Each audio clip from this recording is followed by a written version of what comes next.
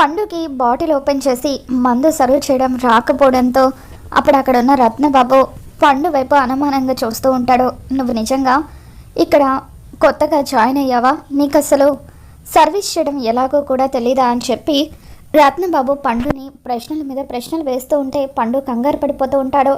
ఇక అప్పుడే లక్ష్మి మొహానికి మాస్క్ పెట్టుకొని హోటల్లో పనిచేసే గర్ల్గా అక్కడికి వస్తుంది. మీరెవరు అని చెప్పి రత్నబాబు అంటూ ఉంటే, సార్ హౌస్ కీపింగ్ స్టాఫ్ని సార్ అని చెప్పి బెడ్షీట్స్ అన్నీ కూడా ఒకసారి చెక్ చేసి చేంజ్ చేసి వెళ్తాను అని అంటూ ఉంటుంది.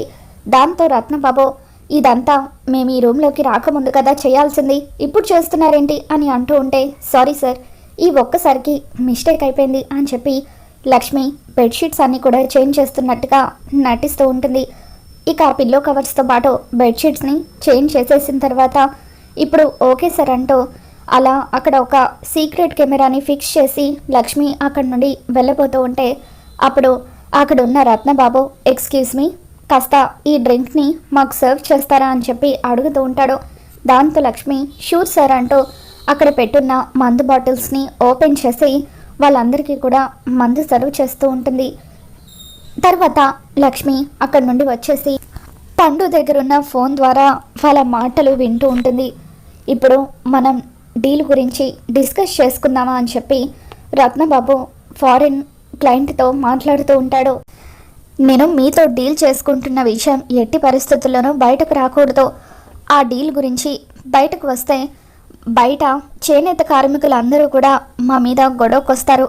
ఇప్పుడు నేను సిల్క్ కోఆపరేటివ్ బ్యాంక్ ప్రెసిడెంట్గా మరొకసారి ఎలక్షన్స్లో పోటీ చేయబోతున్నాను. ఈ ఎలక్షన్స్ ముందు కానీ ఈ విషయం బయటకి తెలిస్తే అప్పుడు వాళ్ళంతా కలిసి గొడవ చేసి నేను ఎలక్షన్స్లో గెలవకుండా చేస్తారు. అదే కనుక జరిగితే అప్పుడు నేను మీతో డీల్ కుదుర్చుకోవడం కష్టమవుతుంది అని చెప్పి రత్నబాబు ఫారెన్ క్లయింట్తో చెబుతూ ఉంటాడు. దాంతో ఆ foreign client sure I will not discuss with anyone అని చెప్పి రత్నబాబుకి చెబుతూ ఉంటే అప్పుడు రత్నబాబు ఎంతో సంతోషంగా shall we sign on the agreement అని చెప్పి అంటూ ఉంటాడు. ఓకే షూర్ అని చెప్పి అతను అంటూ ఉంటే ఇక ఇద్దరు కూడా ఆ అగ్రిమెంట్ పేపర్స్ మీద సంతకాలు చేస్తూ ఉంటారు. ఎలాగైనా సరే ఆ అగ్రిమెంట్ పేపర్స్కి సంబంధించిన ఫొటోస్ని కలెక్ట్ చేయాలి బాబాయ్ అని చెప్పి లక్ష్మి అంటూ ఉంటుంది. ఇప్పుడు ఎలా అమ్మా, ఏం చేద్దామని చారుకేశ అంటూ ఉంటాడు. పండు నువ్వు ఆ డ్రింక్ని ఆ ఫారెనర్ మీద ఒలకపోయి అని చెప్పి అంటూ ఉంటే పండు డ్రింక్ని సర్వ్ చేస్తున్నట్టుగా సర్వ్ చేస్తూ ఆ ఫారెనర్ మీద డ్రింక్ని పోసేస్తాడు. దాంతో రత్నబాబు యూ ఈడియట్ అంటూ పండు చెంప పగలగొడతాడు. ఇలా రండి అంటూ రత్నబాబు ఆ ఫారెనర్ని లోపలికి తీసుకొని వెళ్ళి వాష్ చేసుకోమని చెబుతూ ఉంటే ఇక అదే టైంకి లక్ష్మి మరొకసారి రూమ్లోకి వచ్చి అవన్నీ కూడా క్లీన్ చేస్తున్నట్టుగా నటిస్తూ ఉంటుంది. ఆ రూమ్లో కొంతమంది రత్నబాబు మనుషులు కూడా ఉంటారు. పండు వాళ్ళందరినీ నువ్వు డైవర్ట్ చేయని చెప్పి అంటూ ఉంటే పండు వాళ్ళందరితో మాట్లాడుతూ అన్న మీరందరూ కూడా సార్ దగ్గరే పనిచేస్తారా అంటూ మాటల్లో పెడుతూ ఉంటాడు. ఇక అప్పుడే లక్ష్మి టేబుల్ అంతా క్లీన్ చేస్తున్నట్టుగా నటిస్తూ ఆ డాక్యుమెంట్స్ని ఫొటోస్ కూడా తీసేసుకుంటుంది.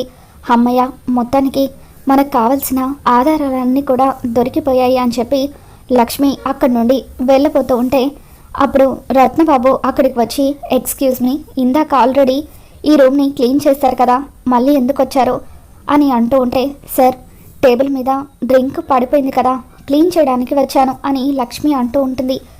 ఆ డ్రింక్ పడిపోయింది ఇప్పుడే కదా, ఈలోగా మీకు ఈ ఇన్ఫర్మేషన్ ఎలా తెలిసింది, ఒకసారి మాస్క్ తీయండి అని చెప్పి అంటూ ఉంటాడు. ఇక దాంతో లక్ష్మి పండు ఇద్దరు కలిసి రత్నబాబుని తోసేసి బాబాయ్ వెంటనే మనం ఇక్కడ నుండి వెళ్ళిపోవాలి అని చెప్పి చారుకేశని పండుని తీసుకొని లక్ష్మి అక్కడి నుండి తిరిగి ఇంటికి వచ్చేస్తుంది. ఖచ్చితంగా అది లక్ష్మినే అయి ఉంటుంది. అది ఇక్కడికి వచ్చిందంటే నేను చేస్తున్న డీల్ గురించి తెలుసుకునే వచ్చింది, నా గురించి ప్రూఫ్స్ అన్నీ కూడా కలెక్ట్ చేసి ఉంటుందా అని చెప్పి రత్నబాబు ఆలోచిస్తూ ఉంటాడు. పండు లక్ష్మికి సారీ చెప్తూ సారీ లక్ష్మమ్మ, నేను భయంతో ఏదేదో చేసేసాను అని అంటూ ఉంటే పర్వాలేదులే పండు, ఇదంతా నీకు కొత్త కదా, అందుకే అలా తడబడ్డావు అని లక్ష్మి అంటూ ఉంటుంది. లక్ష్మి చారుకేశ పండు వీళ్ళు ముగ్గురు కూడా అర్ధరాత్రి పూట ఇంటికి తిరిగి వస్తూ ఉంటారు. ఇక విహారికి నిద్ర పట్టకపోవడంతో యమున హనీమూన్కి వెళ్ళమని సహస్రకు విహారీకి చెప్పిన విషయం గురించే ఆలోచిస్తూ, అసలు అమ్మకు సహస్ర నా భార్య కాదన్న విషయాన్ని నేను ఎలా తెలియజేయాలి? తనతో హనీమూన్కి వెళ్లకుండా ఏదో ఒకటి ప్లాన్ చేయాలి. లక్ష్మి నా భార్య అన్న నిజం అందరికీ తెలియజేయాలి అని చెప్పి విహారీ అనుకుంటూ ఉంటాడు.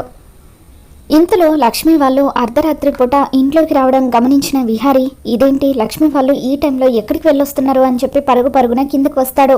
లక్ష్మి, బాబాయ్, పండు, మీరు ముగ్గురు ఈ టైంలో ఎక్కడికి వెళ్ళొస్తున్నారు అని అంటూ ఉంటే చారుకేశ, పండు తడబడుతూ ఉంటారు. నువ్వు చెప్పు లక్ష్మి, ఎక్కడికి వెళ్ళొస్తున్నారో అని అంటూ ఉంటే అప్పుడు లక్ష్మి, విహారీ గారు, మేము రత్నబాబు గురించి, అతను చేస్తున్న డీల్ గురించి సాక్ష్యాలు సేకరించడానికి వెళ్ళాము అని అంటూ ఉంటే ఈ టైంలో ఒంటరిగా మీరు ముగ్గురు అక్కడికి వెళ్ళారా? అసలు ఆ రత్నబాబు ఎంత డేంజరస్ మనిషో మీకు తెలుసు కదా, తెలిసి కూడా ఎందుకు అక్కడికి వెళ్ళారు అని విహారీ మండిపడుతూ ఉంటాడు. ఒకవేళ మీకు ఏదైనా జరుగుంటే ఏమయ్యేది అని విహారీ అంటూ ఉండగా అప్పుడు రత్నబాబు గురించి నా కూతురు లక్ష్మి అన్ని ఆధారాలు సేకరించిందల్లుడు అని చెప్పి చారుకేశ అంటూ ఉంటాడు. ఖచ్చితంగా ఈ ఎలక్షన్స్లో గెలుపు నీదే అని అంటూ ఉంటే, అవును విహారీ బాబు, నేను మొదట్లో కాస్త తడబడ్డాను, ఎక్కడ దొరికిపోతామేమోనని భయపడిపోయాము. కానీ నా చెల్లెలు మాత్రం ఏమాత్రం తడపడకుండా ఎంతో ధైర్యంగా అంతమంది ఉన్నా కూడా ఆ రత్నబాబుని బొరిడి కొట్టించి అతను చేస్తున్న డీల్కి సంబంధించిన సాక్ష్యాలన్నీ కూడా సేకరించింది. మీకోసం నా చెల్లెలు లక్ష్మి ఎంత దూరమైనా వెళ్తుంది బాబు అని చెప్పి పండు అంటూ ఉంటాడు. ఇక దాంతో విహారీ ఎమోషనల్గా లక్ష్మి వైపు చూస్తూ ఉంటాడు. పండు, మనం ఎందుకు ఇక్కడ, వెళ్దాం పద అంటూ చారుకేశ పండుని లోపలికి తీసుకుని వెళ్ళిపోతాడు.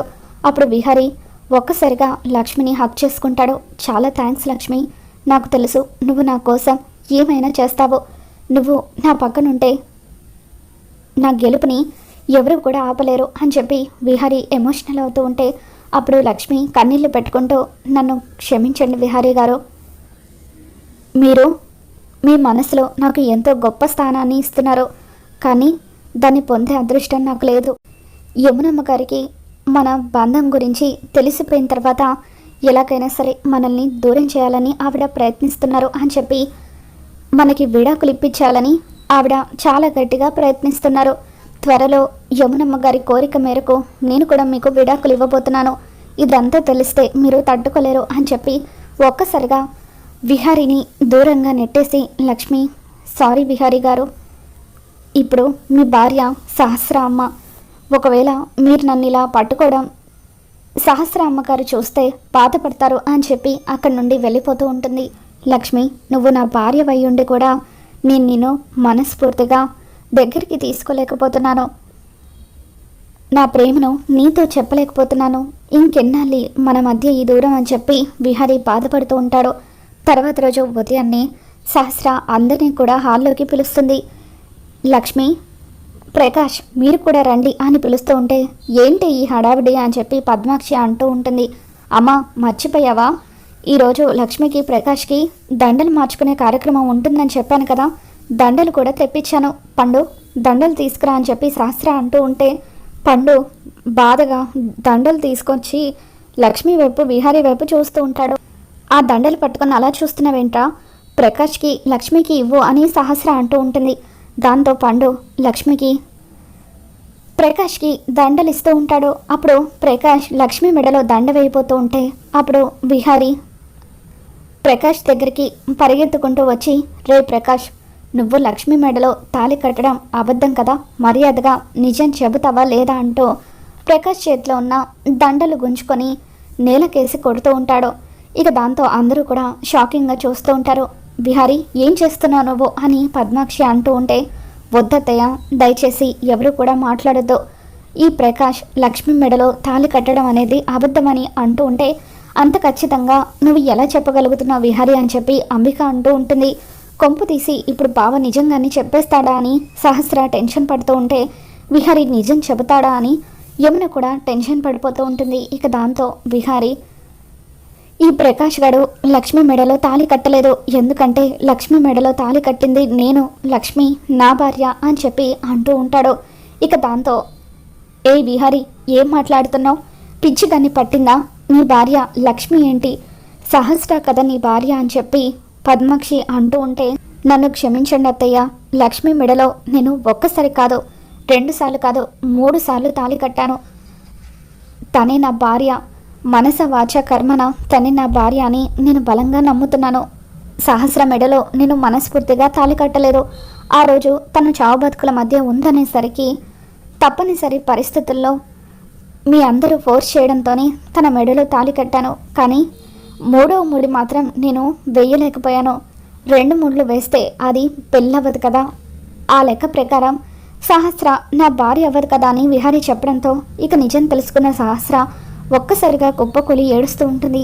మరి మొత్తానికి లక్ష్మి తన భార్య అని విహారీ అయితే నిజం చెప్పేశాడు. రాబోతున్న ఎపిసోడ్లో ఏం జరగబోతుందో మళ్ళీ మన ఛానల్లో తెలుసుకుందాం. ఈ వీడియో మీకు నచ్చినట్లయితే తప్పకుండా లైక్ చేయండి.